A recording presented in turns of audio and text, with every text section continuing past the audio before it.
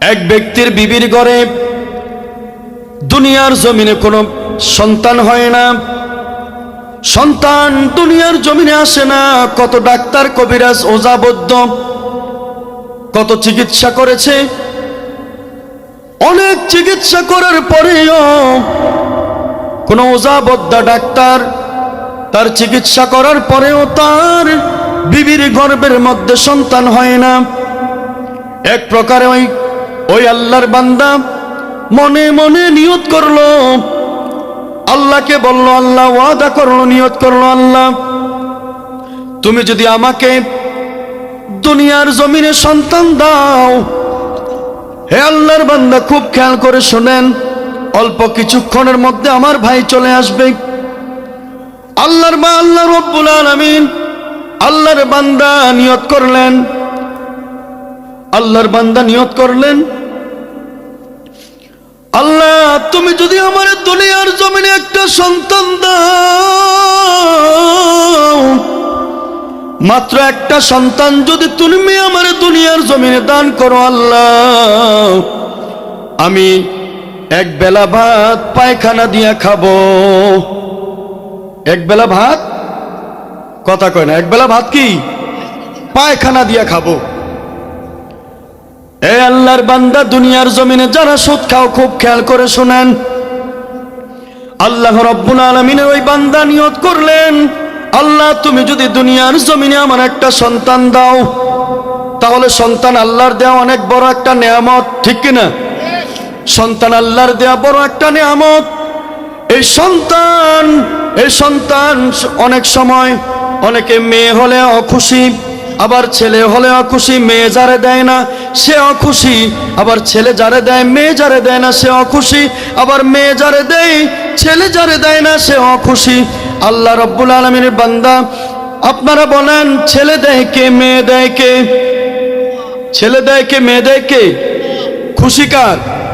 আল্লাহর। আল্লাহর খুশি যদি হয়, আমরা বান্দা কেন অখুশি হব? আছে না নাই এরকম? ওই আল্লাহর বান্দা বললেন, আল্লাহ এত বড় দামি সন্তান তুমি যদি আমার একটা সন্তান দাও, আমার বিবির ঘরে যদি একটা সন্তান হয়, আমি তাহলে দুনিয়ার জমিনে আমি এক বেলা ভাত পায়খানা দিয়ে খাবো। ওই আল্লাহর বান্দা নিয়ত করলেন। ওই আল্লাহর বান্দা নিয়ত করার পরে আমার আল্লাহ রব্বুল আলামিন তার কুদরত দ্বারা তার বিবির ঘরে সন্তান আসার সুসংবাদ জানায় দিলেন। কোন সুবহানাল্লাহ। তার বিবির ঘরে সুসন্তান আসার সুসংবাদ জানায় দিলেন। তার বিবির ঘরে সন্তান আসবে, আল্লাহ সুসংবাদ জানায় দিলেন। আল্লাহ সুসংবাদ জানায় দেওয়ার পরে আল্লাহ রব্বুল আলামিন 3 মাস পরে তার বিবির সন্তান যখন গর্ভে ঠিকঠাক এসে গেল, আল্লাহ স্বপ্ন যোগে দেখাইল, কিরে বান্দা, তুমি না নিয়ত করেছিলা সন্তান যদি স্ত্রীর গর্ভে আসার পরে তুমি না বলে এক বেলা ভাত পায়খানা দিয়া খাবা, এখনো কেন খাও না? ওই আল্লাহর বান্দা মনে মনে স্বপ্ন দেখার পরে কোনো গুরুত্ব দেয় নাই। 3 মাস পরে স্বপ্ন দেখলো, এ আল্লাহর বান্দা তুমি কেন এখনো তোমার নিয়ত পূরণ করো না? এমন বহু মানুষ আছে আল্লাহর নামে বহু নিয়ত করে, ফল পাওয়ার পরও নিয়ত পূরণ করে না, ঠিক কিনা? এমন বহু নিয়ত করে, আল্লাহ তুমি যদি আমার এটা দাও আমি তোমার রাস্তায় 1000 দেব, আল্লাহ তুমি যদি আমার এটা দাও আমি তোমার রাস্তায় 5000 দেব, 10,000 দেব, এমন নিয়ত করে এখনো পূরণ করে না। আছে না নাই?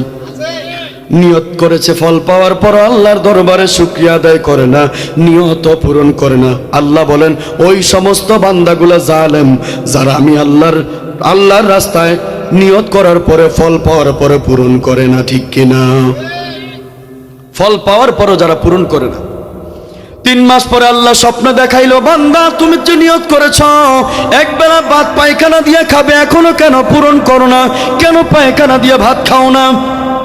কোনো গুরুত্ব নাই। 6 মাস পরে আল্লাহ আবার স্বপ্ন দেখাইলেন, ও বান্দা তোমার স্ত্রীর গর্ভে তো সন্তান চলে আসলো, কিছুদিন পরে তো সন্তান দুনিয়ায় চলেই আসবে, এখনো কেন পায়খানা দিয়ে ভাত খাচ্ছ না?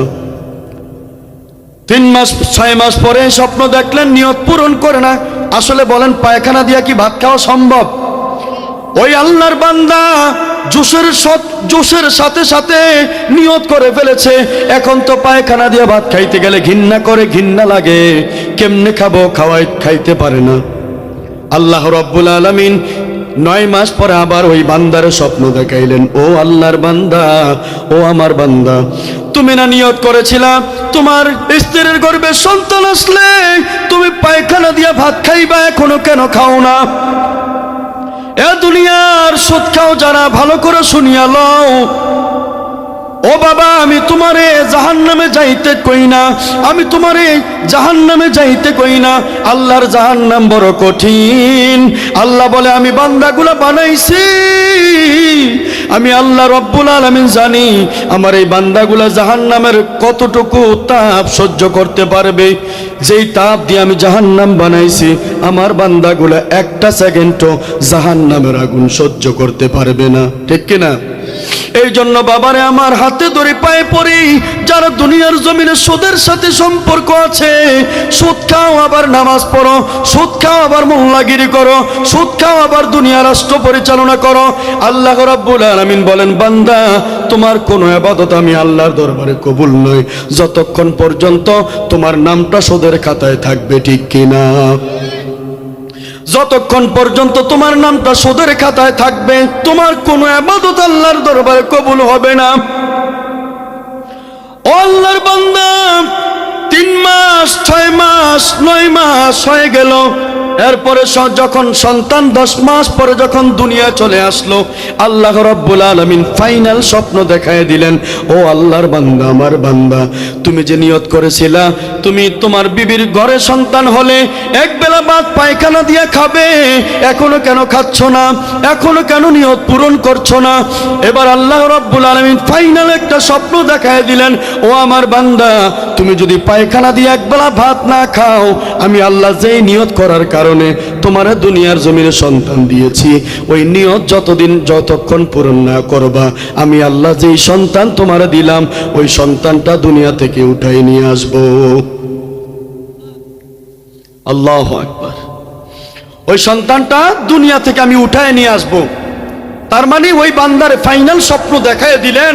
আল্লাহ বললেন, বান্দা, তুই নিয়ত করছো পায়খানা দিয়ে ভাত খাবি, তোর বিবির ঘরে সন্তান আসলে, নিয়ত যেহেতু আমার জন্য করছস, নিয়ত পূরণ করতে হবে। এবার আল্লাহর বান্দা তো পাগল হয়ে গেল, যেই সন্তানের জন্য, যেই সন্তানের নিয়ত করে আমি আল্লাহ রাব্বুল আলামিনের কাছে সন্তান পাইলাম, এখন আমার আল্লাহ এটা কি দেখাইলো? আমি যদি পায়খানা দিয়ে একবেলা ভাত না খাই, আমার আল্লাহ নাকি আমার সন্তান দুনিয়া থেকে নিয়ে যাবে। এখন বান্দায় পাগল হয়ে গেছে, ওই আল্লাহর বান্দায় পাগল হয়ে গেছে। আরে, এত চাওয়ার পরে আমি যেই সন্তান পাইলাম, আমার নিয়ত পূরণ করার কারণে না করার কারণে যদি আমার সন্তান যদি দুনিয়া থেকে বিদায় হয়ে যায়, আমি সন্তান কই পাবো? সন্তান আমার কই পাবো? এবার আল্লাহর বান্দা পাগল পারা হইয়া, আল্লাহর বান্দা পাগল পারা হইয়া এক বুজুর্গ দিনদার ইমানদার আল্লাহওয়ালার কাছে গেছে, যাদের কোরআনের সাথে সম্পর্ক আছে। বলেন, তাদের কাছে গেলে সঠিক সমাধান পাওয়া যাবে কি পাবে না? কোরআনওয়ালা যারা, ইমানদার যারা, আল্লাহওয়ালা যারা, আল্লাহর পথে যারা চলে, ওই আল্লাহওয়ালা বান্দা বললেন, আল্লাহওয়ালা বান্দার কাছে গিয়া বললেন, মসজিদের মধ্যে ওই লোক মসজিদে গিয়ে নামাজ পড়তেছে, মনটা বড় খারাপ, মন খারাপ করে বসে আছে। ওই আল্লাহওয়ালা নামাজ শেষ করে দেখলেন সব মুসল্লি মসজিদ থেকে বাড়িতে চলে গেছে। ওই আল্লাহওয়ালা মসজিদের বসে গুনগুন করে কাঁদতেছে, চোখের পানি ফালাইয়া কাঁদতেছে। ওই আল্লাহওয়ালা ডাক দিয়া বললেন, ও আল্লাহর বান্দা, কেন তুমি মসজিদে বইয়া কাঁদতেছ? তোমার দুঃখ কি? সুবহানাল্লাহ কোন। ও আল্লাহর বান্দা, তুমি কেন বসে বসে মসজিদে বসে বসে কাঁদতেছ? তোমার দুঃখ কি? আল্লাহর বান্দা এবার খুলে বললেন, ও আল্লাহর বান্দা, হুজুর, আমি আমার বিবির গর্ভে অনেকদিন সন্তান হয় নাই, অনেকদিন সন্তান না হওয়ার কারণে আমি মেজাজ হারিয়ে আমি একটা নিয়ত করেছিলাম, আল্লাহ, এত ওজাবদ্ধ ডাক্তার দেখাইলাম, এত কবিরাজ দেখাইলাম, এত কিছু করলাম, একটা সন্তান তুমি আমার দাও নাই। এবার যদি আমার একটা সন্তান তুমি দাও, আমি আল্লাহ এক বেলা ভাত পায়খানা দিয়ে খাবো। ও আল্লাহ আল্লাহর বান্দা হুজুর, আমি এই নিয়ত করেছিলাম, এখন তো আমি পায়খানা দিয়ে ভাত খাইতে পারতেছি না, এখন এখান থেকে বাঁচার কোনো উপায় আছে কিনা? সুবহানাল্লাহ। এখন এখান থেকে কোনো বাঁচার উপায় আছে কিনা? আমি তো পায়খানা দিয়ে ভাত খাইতে পারতেছি না। আমার আল্লাহ আমার স্বপ্নে দেখাইছে, আমি যদি পায়খানা দিয়ে ভাত না খাই, আমার আল্লাহ আমার সন্তানকে আবার দুনিয়া থেকে নিয়ে যাবে, আমার সন্তানটা মরে যাবে। এখন আমি কি করার? ওই আল্লাহর বান্দা বললেন, ও আল্লাহর বান্দা, এত টেনশন করার কোনো কারণ নাই, এত ভেঙে পড়ো না, তোমার জন্য একটা সমাধান আমার আল্লাহর আছে। কোন সুবহানাল্লাহ। তোমার জন্য একটা সমাধান আছে। এবার আল্লাহর বান্দা, ওই আল্লাহওয়ালা বান্দা বলে দিলেন, ও বান্দা, এই গ্রাম পেরিয়ে আরেক গ্রাম পেরিয়ে 3 গ্রাম পেরিয়ে একটা লোকের বাড়ি আছে, ওই লোকের বাড়িতে তুমি ভিক্ষুক সেজে যাইবা।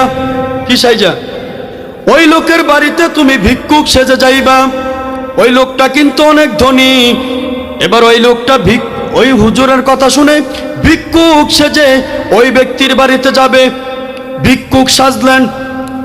আল্লাহওয়ালা বান্দা বললেন, ওই ব্যক্তির ঘরে গিয়া এক বেলা ভাত তুমি খাইবা, খাওয়ার পরে হাত তোমার ধুইবা না, হাতটা না ধুইয়া আসার সময় ওই ব্যক্তির ঘরের দরজার মধ্যে তোমার হাতটারে এইভাবে ওয়ালের মধ্যে হাতটা এইভাবে পুষে চলে আসবা। কন্যা আল্লাহু আকবার।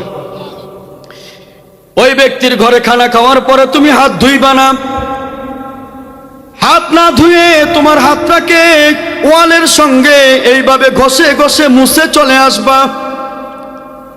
এবার আল্লাহর বান্দা ছুটতেছে 3 গ্রাম পেরিয়ে ওই ব্যক্তির বাড়িতে গিয়া বললেন, এই দুনিয়ার বান্দা ওই ব্যক্তির বাড়িতে গিয়া বললেন, ঘরে কেউ আসেননি? ভিতর থেকে আওয়াজ আসলেন, কে আপনি? বাহির থেকে উনি বললেন, আমি হলাম দুনিয়ার এক ভিক্ষুক, আমি বড় ক্ষুধার্ত, আমাকে একবেলা খাবার দেন। আমি বড় ক্ষুধার্ত, আমাকে একবেলা খাবার দেন। ওই ব্যক্তির ঘরের ভিতরে ছিল মহিলা। মহিলা দেখে দরদ বেড়ে গেল, আর ব্যক্তিকে বলল, ঠিক আছে, হে আল্লাহর পথিক বান্দা, ঘরের ভিতরে আসেন, আপনি বসেন, আমি আপনার খাবার দিচ্ছি।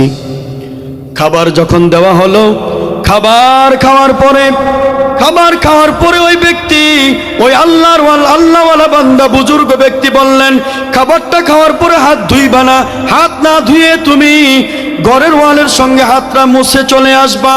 ঠিক আল্লাহওয়ালার কথা শুনে মুছে চলে আসলো। ভাত খাওয়া হলো, হাত মোছা হলো, আবার ফিরে আসলো।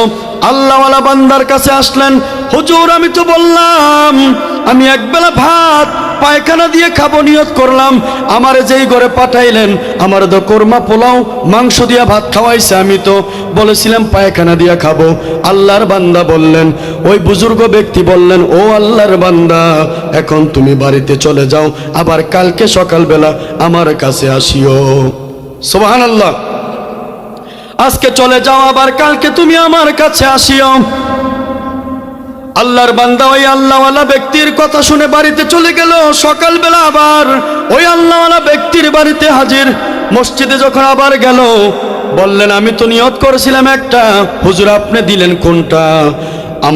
আমি তো বলেছিলাম একটা, আপনি বললেন আর একটা, আমার স্বপ্নের ব্যাখ্যা তো আমি পাইলাম না। আল্লাহর বান্দা বললেন, ওই দিনদার ইমানদার ওই বুজুর্গ ব্যক্তি বললেন, ও আল্লাহর বান্দা, তুমি যেই বাড়িতে খাবার খাইছিলা, আজকে আবার ফকির নয়, তোমার আগের ভেষে তুমি বড় লোক ভেষে আবার তুমি ওই বাড়িতে যাইবা। কন্যা সুবহানাল্লাহ। আবার তুমি ওই বাড়িতে যাইবা। এবার ওই আল্লাহর বান্দা ফকিরের বেশ ফালাইয়া তার নিজের সুরত ওই ধনী পোশাক লাগাইয়া ওই ব্যক্তির বাড়িতে গেলেন, যেই ব্যক্তির বাড়িতে গতকালকে ভিক্ষুক সেজে খাবার খাইছে, ওই ব্যক্তির ঘরে গেছে। ওই ব্যক্তির ঘরে যাওয়ার পরে ওই আল্লাহওয়ালা বান্দা বলে দিয়েছে, ও আল্লাহর বান্দা, তুমি যেই বাড়িতে খাবার খাইছো, তোমার হাত যেই জায়গায় ওয়ালের মধ্যে এইভাবে পুষে চলে আসছো, ওই জায়গার মধ্যে গিয়া তোমার নাকটা লাগাইবা। ওই জায়গার মধ্যে গিয়া তোমার নাকটা লাগাইবা। আল্লাহর বান্দা চলে গেল। চলে যাওয়ার পরে যেই জায়গায় হাত পৌঁছে এসেছে ওই জায়গায় যেই জায়গায় হাতটা পৌঁছেছে, হাতটা যেই জায়গায় মোছা দিয়েছে ওই জায়গায় গিয়ে তার নাক যখন সামনে নিল, দেখলো আজকে আর ওই জায়গা থেকে ভাতের গন্ধ নাই, মাংসের গন্ধ নাই, তরকারির গন্ধ নাই, মাছের গন্ধ নাই, ওই জায়গা থেকে পায়খানার গন্ধ আসে। কন্যা নাউজুবিল্লাহ। যেই জায়গায় হাত পোছা দিল ওই জায়গার মধ্যে আজকে আর গোশতের গন্ধ নাই, ওই জায়গার মধ্যে আজকে আর মাছের গন্ধ নাই, ওই জায়গার মধ্যে আজকে আর পোলাও কোরমার গন্ধ নাই। যেই জায়গার মধ্যে হাত পোছা দিল ওই জায়গার মধ্যে আজকে পায়খানার গন্ধ আসে। এবার আল্লাহর বান্দা ওই গন্ধ নাকের মধ্যে নিয়ে ওই আল্লাহওয়ালা বুজুর্গ ব্যক্তির বাড়িতে চলে আসলেন। আল্লাহওয়ালা বুজুর্গ ব্যক্তির বাড়িতে আল্লাহর বান্দার কাছে চলে এসে বললেন, হুজুর ব্যাপারটা বুঝলাম না, কারণটা কি? আমি তো গতকালকে পোলাও কোরমা মাংস দিয়ে ভাত খাইলাম, আজকে যেই জায়গায় আমি হাত পোছা দিয়ে আসলাম ওই জায়গায় নাক নেওয়ার পরে কাঁচা পায়খানার গন্ধ আসে, কারণ কি? আল্লাহর বান্দা বললেন, ও আল্লাহর বান্দা, তুমি যে নিয়ত করেছিলাম তোমার সন্তান দুনিয়া আসলে তুমি পায়খানা দিয়ে ভাত খাইবা, যেই বাড়িতে আমি তোমার খাবার খাইতে পাঠাইলাম ওই বাড়িটা হলো একজন সমাজের সবচাইতে বড় সুদের ঘর। কন্যা নাউজুবিল্লাহ। ওই ঘরটা হলো সবচাইতে বড় সুদখোরের ঘর। ওই সুদখোর হলো দাগী আসামি, দাগী একজন বড় সুদখোর। আল্লাহর বান্দা বললেন, ও বান্দা, সুদখোরের ঘরে খাবার খাওয়া আর পায়খানা খাওয়া একই কথা। কন্যা নাউজুবিল্লাহ, ঠিক কিনা? সুদখোরের ঘরে খাবার খাওয়া আর পায়খানা খাওয়া একই কথা। ও আল্লাহর বান্দা, তুমি যেই নিয়ত করেছিলা ওই নিয়ত পূরণ হয়ে গেছে। আজকে থেকে আর তোমার সন্তান, আল্লাহ তোমার এই স্বপ্ন দেখাইবে না। তোমার সন্তানের উপরে যে ফারাক ছিল ওই ফারাক আজকে থেকে কেটে গেছে, কারণ তুমি যে নিয়ত করেছিলা রে বান্দা এক বেলা ভাত পায়খানা দিয়ে খাইবা, তোমার এক বেলা ভাত পায়খানা দিয়ে খাওয়া হয়ে গেছে। নাউজুবিল্লাহ কয় না? তাহলে সুদখোরের ঘরে খাবার খাওয়া, সুদখোরের কামাইয়ের ইনকামের যা কিছু আছে সব কিছু পায়খানা বলে গণ্য হয়, ঠিক কিনা? সব কিছু পায়খানা হয়ে গণ্য হয়। এবার আল্লাহর বান্দা ওই ব্যক্তির বাড়ির সামনে দিয়ে যাইতেছিলেন। আজকে লেবাস বড় ভালো। ওই ব্যক্তির বিবি বললেন, কিরে ভাই, কালকে না আপনি গরিব ছিলেন, মিসকিন ছিলেন, আমার বাড়িতে খাবার চাইলেন, আজকে কেন এইভাবে আসলেন? আপনি তো অনেক বড় লোক দেখা যায়। এবার ঘটনাটা খুলে বললেন, ও আল্লাহর বান্দি, আপনি রাগ করিয়েন না, আপনার ঘরটা একটা সুদের ঘর, আপনার ঘরে সুদের কারবার হয়, আপনার স্বামী সুদ খায়, আপনার ঘরে খাবার খাওয়া পায়খানা খাওয়া এক সমান। আমি নিয়ত করেছিলাম আমার গর্ভে যদি সন্তান হয়, আল্লাহ যদি আমার অনেক নিয়ত করেছিলাম, অনেক ডাক্তার কবিরাজ ওজাবদ্ধ দেখে আমার বিবির গর্ভে সন্তান হয় না, আমি নিয়ত করছিলাম আমার বিবির ঘরে যদি সন্তান হয় আমি এক বেলা ভাত পায়খানা দিয়ে খাবো। এক বুজুর্গ আল্লাহওয়ালা ব্যক্তি বলছে, আপনার ঘরে খাবার খাইলে নাকি আমার পায়খানা দিয়ে ভাত খাওয়া হয়ে যাবে। এবার ওই সুদখোরের বিবি বললেন, আপনি এক বেলা ভাত যদি আমার ঘরে খাইয়া থাকেন, যদি এক বেলা ভাত খাওয়ার কারণে যদি পায়খানা দিয়ে ভাত খাওয়া হয়, তাহলে আমি আমার স্বামীর ঘর কইরা দৈনিক কয় বেলা ভাত পায়খানা দিয়া খাই, ঠিক কিনা? আপনি যদি এক বেলা ভাত আমার ঘরে খাইয়া যদি পায়খানা হয়ে যায়, পায়খানা খাওয়া হয়, আমি তো তার সংসার করি, আমি দৈনিক কত বেলা ভাত পায়খানা দিয়া খাই, ঠিক কিনা? ও আল্লাহর বান্দা, তাহলে এরকম যদি করেন, এরকম যদি হয়, তাহলে সুদ খাইয়েন।